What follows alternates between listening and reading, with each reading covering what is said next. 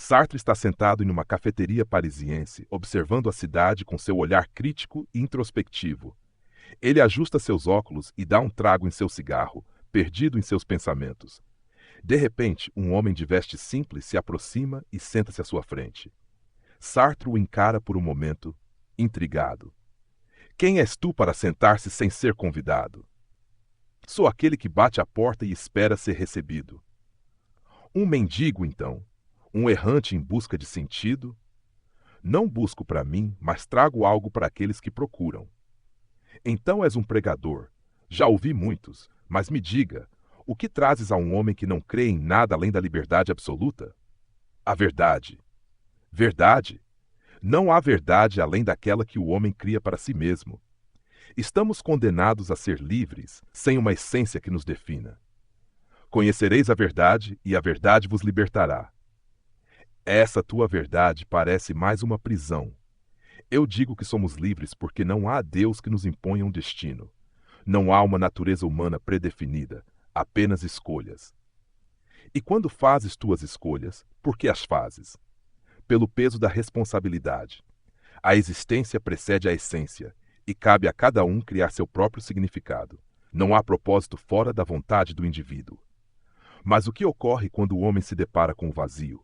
Quando constrói castelos sobre a areia e vê tudo desmoronar? Ele encara o absurdo e continua. Assim é a vida. Sem sentido, sem um plano divino, apenas ação. Vinde a mim, todos os que estáis cansados e sobrecarregados, e eu vos aliviarei. Sartre observa Jesus por um momento. Há algo na presença daquele homem que o desarma, um olhar que parece atravessar sua filosofia e tocar algo mais profundo. Ele apaga o cigarro lentamente e se inclina para a frente. Parece que vieste para desafiar a minha liberdade. Jesus, vim para mostrá-la em sua plenitude. Sartre permanece em silêncio, refletindo. O diálogo entre a existência sem essência e a verdade que promete libertação apenas começou. Sartre esfrega o queixo pensativo. O peso das palavras de Jesus o intriga, mas ele mantém sua postura racional e existencialista. Do lado de fora da cafeteria, a cidade continua em seu ritmo frenético, indiferente ao debate que acontece à mesa. Dizes que vieste me mostrar a liberdade em sua plenitude. Mas que liberdade é essa, se me impões uma verdade absoluta? A verdadeira liberdade não está em negar a verdade, mas em encontrá-la. O homem que vive sem direção está realmente livre, ou está perdido em meio ao nada? O homem está condenado à liberdade. Ele é o único responsável por seus atos, pois não há Deus para guiá-lo. O mundo é absurdo, sem significado prévio. E o que fazes com essa liberdade? Eu a vivo. Cada escolha que faço define quem eu sou. Não há essência anterior a mim, apenas o que decido ser. Mas se a tua liberdade significa apenas carregar sozinho o peso da existência, sem esperança, sem redenção, não será essa também uma prisão? A ilusão de um Deus nos tiraria esse fardo. Prefiro encarar o mundo como ele é, sem ilusões reconfortantes. A vida não tem sentido além daquele que damos a ela. Se a vida não tem um sentido próprio, então por que os homens buscam incessantemente algo maior? O amor, a justiça, a verdade. São apenas construções humanas, invenções nossas para dar forma ao caos. Criamos valores porque não suportamos o vazio. Jesus, e se o vazio não fosse uma condenação, mas um chamado? Um chamado para quê? Para olhar além de ti mesmo, para perceber que tua liberdade não precisa ser um fardo, mas um caminho para algo maior. Sartre permanece em silêncio por um instante. Ele sente um incômodo, como se suas próprias palavras já não lhe parecessem tão sólidas. Jesus não debate com argumentos lógicos. Ele fala de algo que Sartre não pode medir com a razão. És persuasivo. Mas mesmo que tivesses razão, aceitar tua verdade significaria abrir mão da minha autonomia. Não é perder a autonomia, mas encontrar um sentido além de si mesmo. Pois quem quiser salvar a sua vida, a perderá. Mas quem perder a sua vida por amor de mim, esse a salvará. Sartre! A ironia é que eu diria o contrário. Só quem se livra da ilusão de Deus pode, de fato, se encontrar. Continuemos. O debate ainda está longe de acabar. Sartre acende outro cigarro, enquanto Jesus o observa com paciência. O existencialismo e a fé se encaram como dois espelhos refletindo verdades diferentes. O café está mais silencioso agora. Sartre observa Jesus com um olhar curioso, mas também desafiador. A fumaça de seu cigarro sobe lentamente, dissipando-se no ar. Jesus mantém sua expressão serena, mas firme. O embate entre o existencialismo e a fé continua. Dizes que minha liberdade pode ser um chamado, mas um chamado pressupõe alguém chamando, e eu não vejo ninguém além de mim mesmo. O chamado não precisa ser ouvido com os ouvidos, mas sentido no coração. E mesmo quando negas, ele ainda está lá, esperando que tu o reconheças. Mas eu rejeito essa ideia. Não há um propósito além daquele que criamos. O homem nasce sem essência, sem destino prévio. Se há um vazio, é porque não há um criador para preenchê-lo. E se o vazio for, na verdade, um espaço esperando ser preenchido, o fato de sentires a falta de algo não significa que esse algo não existe.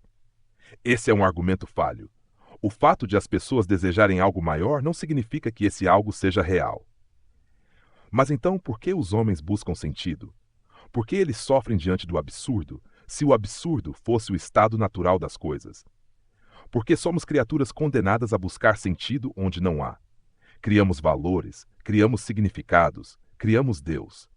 Mas isso não significa que ele exista. E ainda assim, não podes escapar da pergunta: o que acontece quando o homem encontra algo maior do que ele mesmo? Sartre, ele o inventa, e se agarra a essa invenção para fugir da angústia da existência. A religião é um consolo para os fracos. Mas será fraqueza reconhecer que há algo além do próprio ego? Que há um amor que transcende a existência individual? O amor é uma escolha humana, não um mandamento divino. É uma criação nossa, não uma verdade universal. Jesus, o verdadeiro amor não aprisiona, ele liberta, assim como a verdade. E tu, Sartre, tens medo da verdade porque ela exige mais de ti do que estás disposto a dar. Eu? Medo? Medo de quê? Medo de que no fim estejas errado. Medo de que a liberdade sem propósito seja, na verdade, um peso insuportável. Medo de que, por mais que negues, teu coração saiba que existe algo além de ti mesmo. Sartre permanece em silêncio por um momento. A fumaça do cigarro dança no ar, como se suas certezas se dissipassem com ela. Jesus não o pressiona, apenas espera. Não preciso de um Deus para dar sentido à minha vida. Mas precisas de sentido. O silêncio entre os dois carrega mais significado do que qualquer argumento. Sartre leva o cigarro à boca, pensativo.